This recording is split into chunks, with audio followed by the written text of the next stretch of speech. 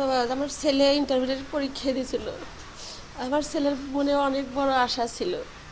এখন আমার ছেলে ভার্সিটিতে লেখাপড়া করে। আমার ছেলের সাথে আর সবাই আমার দেহ তো আমার বেটা মোড়া আমার দেহ কিছু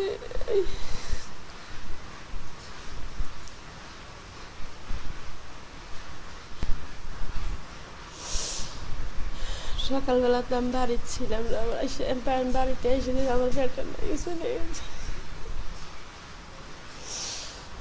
আমার কারো মনে করে নিয়ে একজন এসে বললো যে শিয়াপ্তি বাসায় আছে, আমি নামাজে যেতেছি।